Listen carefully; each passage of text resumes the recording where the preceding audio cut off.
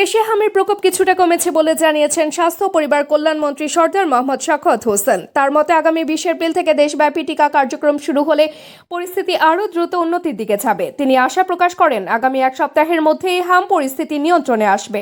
শুক্রবার বিকেলে সচিবালয়ের স্বাস্থ্য মন্ত্রণালয়ের সভাকক্ষে আয়োজিত সংবাদ সম্মেলনে তিনি এসব কথা বলেন।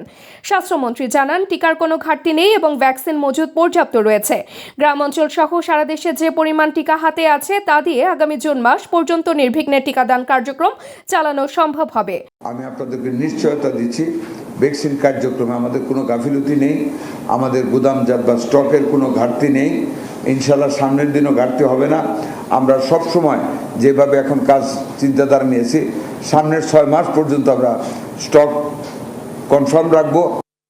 অন্যদিকে পানি সম্পদ মন্ত্রী শহীদ উদ্দিন চৌধুরী আনি বলেছেন, গুম হওয়া বিএনপি নেতা ইলিয়াস আলীর ত্যাগ দেশের গণতন্ত্রকে আরও শক্তিশালী করবে। তিনি মনে করেন, আন্দোলন সংগ্রামে যারা জীবন দিয়েছেন বা নির্যাতনের শিকার হয়েছেন তাদের অবদান জাতি কখনো ভুলবে না।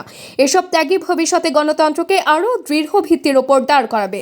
শুক্রবার হযরত শাহজালাল রাদিয়াল্লাহু তাআলা আনহু মাজারে জুমার নামাজ শেষে ইলিয়াস আলীর জন্য আয়োজিত দোয়া মাহফিল শেষে সাংবাদিকদের প্রশ্নের জবাবে তিনি এসব কথা বলেন।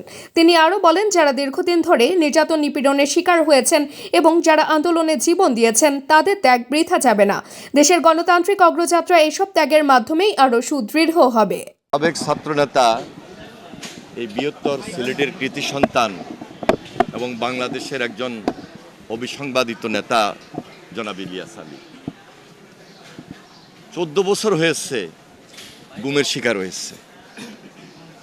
তিনি গুম হয়েছেন একটা রাষ্ট্রীয় সন্ত্রাসের শিকার হয়ে, যে রাষ্ট্রের নেতৃত্ব দিয়েছিলেন তৎকালীন ফ্যাসিস্ট প্রধানমন্ত্রী শেখ হাসিনা।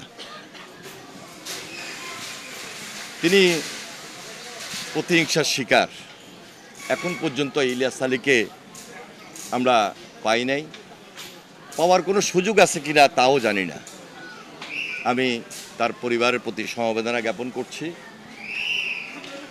তবে একটা কথাই বলবো, ইলিয়াস আলী গুম হয়েছেন, আত্মহুতি দিয়েছেন দেশের জন্য, দেশের গণতন্ত্রের জন্য।